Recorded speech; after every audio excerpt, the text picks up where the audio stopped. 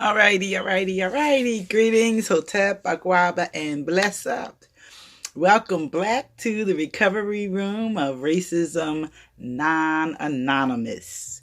And that is that revolutionary 12-step self-help program that has been uniquely designed with you and me, the African, in mind. And it is designed to help support our healing and recovering from the shit, which is traumatic stress of the human intentional type. And as I have said before, and at some point I will let you hear, only I don't have it queued up right now to hear. Yet I will do that in the next go round. How about that? The clip from Brother Malcolm X when he suggested that this is something that we needed, a self-help program. And so that's the platform that I'm coming here on in the recovery room of Racism Non-Anonymous. I am Sis Abana Africa, the recovering African who is culturally enslaved here in America.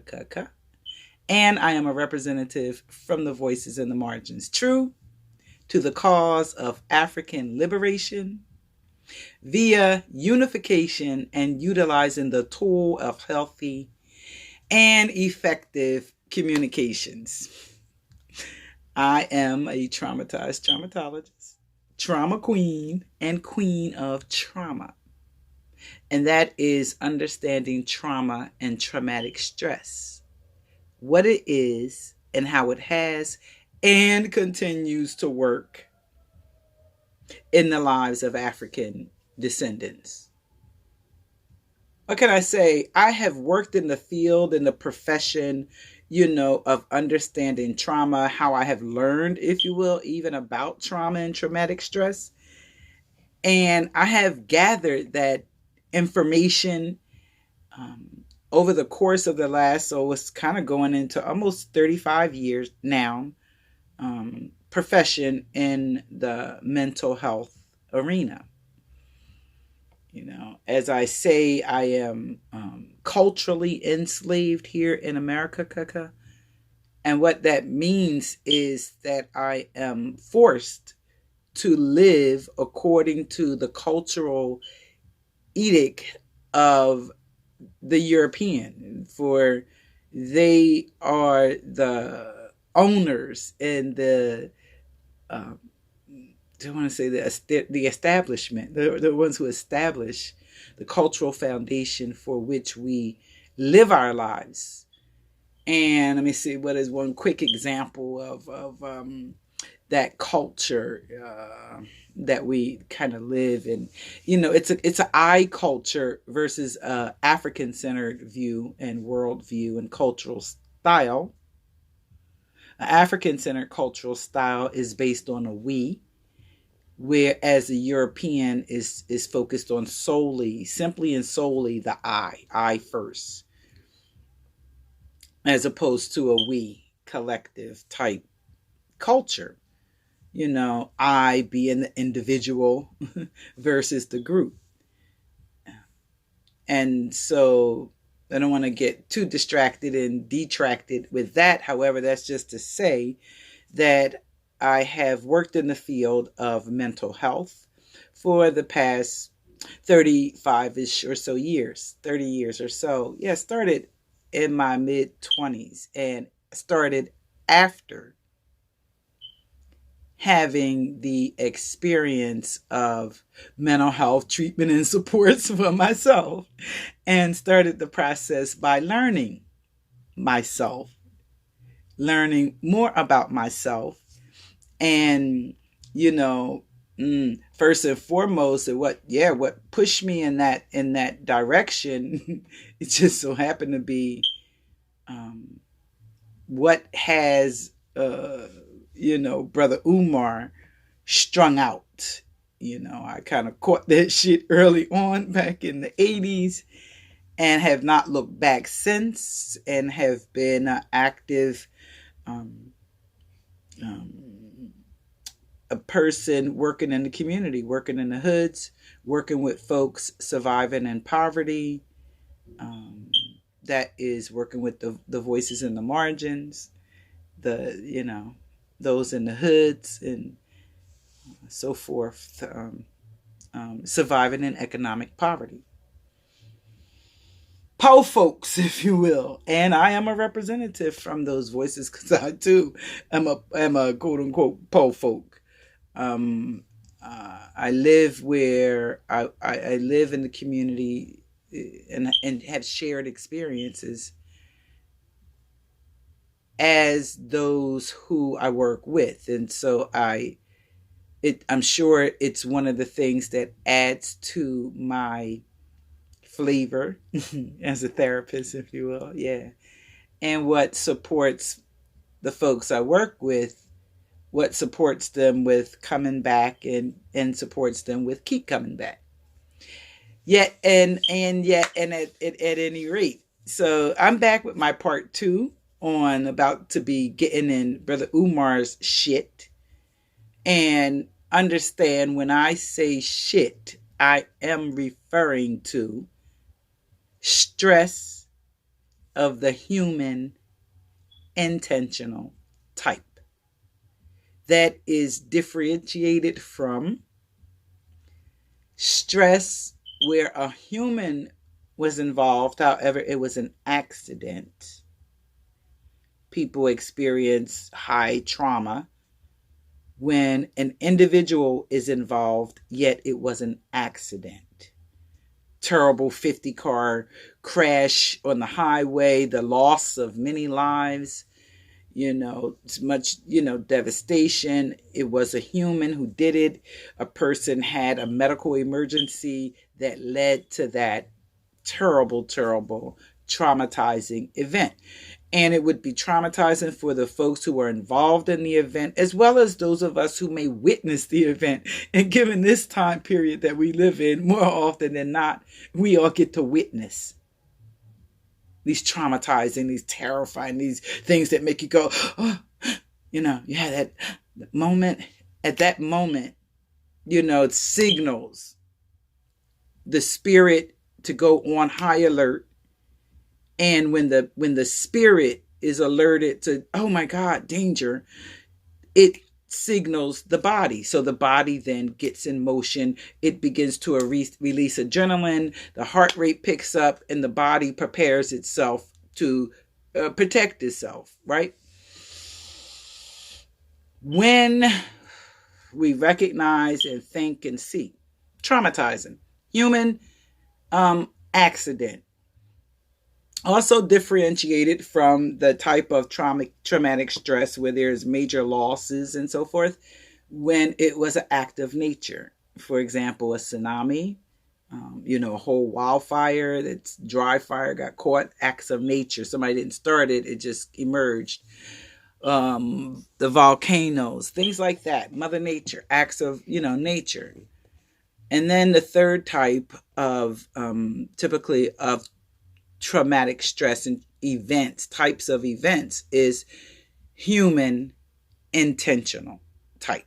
And that is the type that the vast majority of us experience every single day. It includes things like rape, kidnap, even scamming.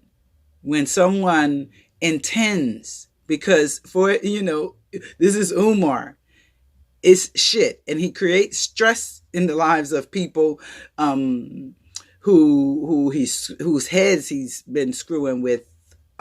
Yet more so, even for those of us anti-fraud warriors who witness and who hear him, it's like utterly shocking for me. So at this point, yet it's stress, it's a human, and his intent is to hurt. His intent is to abuse. He is abusing his position. He is abusing his power, because we all have power to choose what to say out of our mouths to other folks. We have the power to control our tongue, our voice. I can choose to see a person and say, you rotten bitch, versus, you know, I'm really disgusted by that behavior. I'm expressing the same sentiment, something that is of, really anger and hurt. And it's like really repulsive, repelling, to my spirit, to me. And yet I choose what I'm going to say. Just like a person, when they're angry with someone else, you choose whether to use your fist to hit. You choose whether to pick up a weapon to hurt. You choose whether to simply just, maybe you'll grab yourself, and maybe you'll just take your body out of the picture. You make that choice. So we all have the power. We all have power in that regard, in terms of our interactions when we interact with others, right? And yet when I'm in a position, for example, a parent, because parents on a daily basis engage in a bunch of shit with kids when they tell you, I'm going to kick your ass. I am going to whoop your ass. My intent is to hurt you. That's the message. That's the bottom line message. So it's almost like we grow up in this society, and see, that's another cultural value that we have been force fed by the European, because this is their belief system and how they think about, controlling, So I'm going to say this, and then I'm going to try to move on real quick and get more to the point of what I plan to do and what I'm doing here. So I lost my train of thought for a second. Let me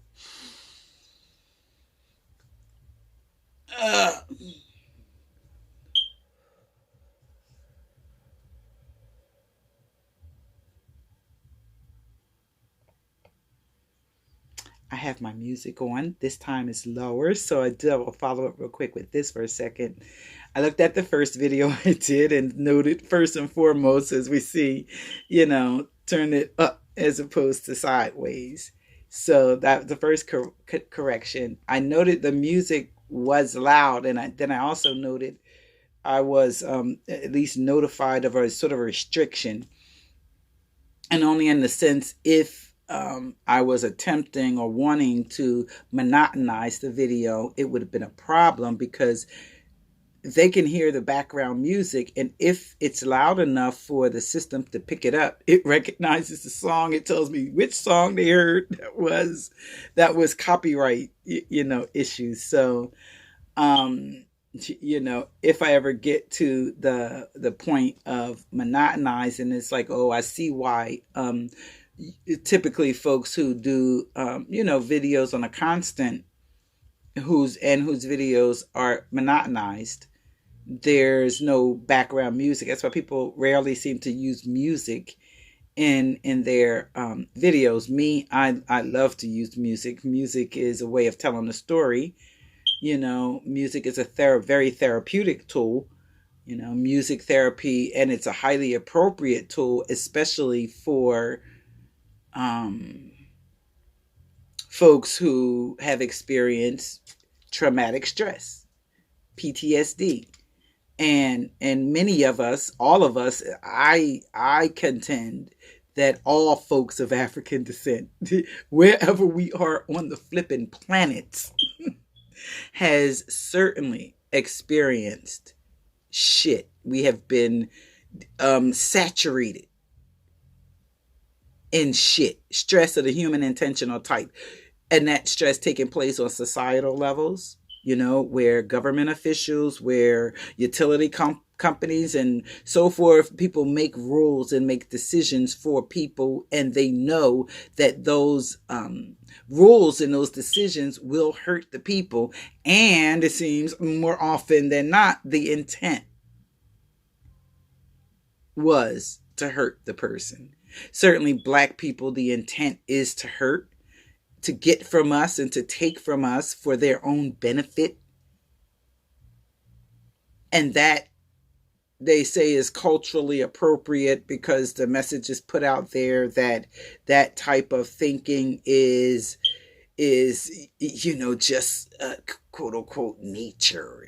It's happened forever, and it's a natural, normal thing that man seeks, to survival of the fittest, of the individual, to dominate, and that people have always done this, and that somehow it's appropriate. It's like such a sick way of thinking, and it's, for me, it's very inconsistent, from my African cultural view, as I contend and as I call it. So I feel like I'm a little bit off space, and I see, where I am. We're not going to go over 20 minutes in this particular video, because what I am really seeking to do is, get all up into Umar's shit.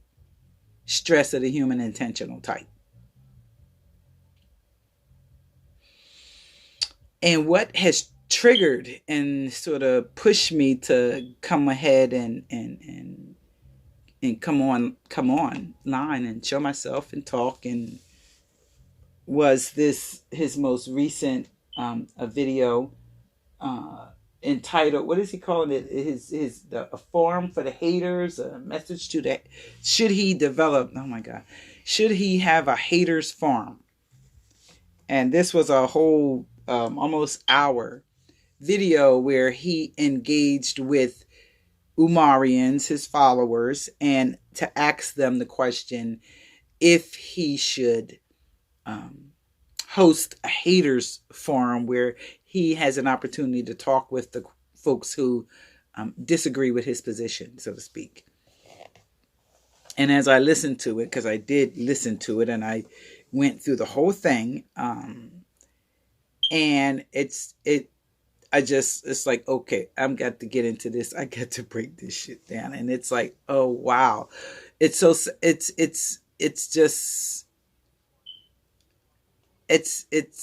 bittersweet. It's sort of like a bittersweetness to see the brother where he is now. Based on, first and foremost, my experiences with him. So let me go ahead. I'm gonna wrap up right now for this. So I intend to break that video down and get into it. So, and I intend to, because it's such a long video, it's 50 minutes. I think I'm going to do it in part series. So I'm going to break it down in part series and kind of not hold your attention, past 20 minutes or so per vid. Of course, it will depend on, how you all are feeling, what you're picking up. And so I'll be breaking and then coming back. I don't know how many I might do right now tonight, because I'm feeling pretty good, and a bit more comfortable with this this platform and this these devices and so forth. And so I was gonna say, some folks may remember me from back in the day under the avatar of Recovering AA, Atmosphere Recovering African American, and that was one of my first profiles online, and on social media in the early days of social media.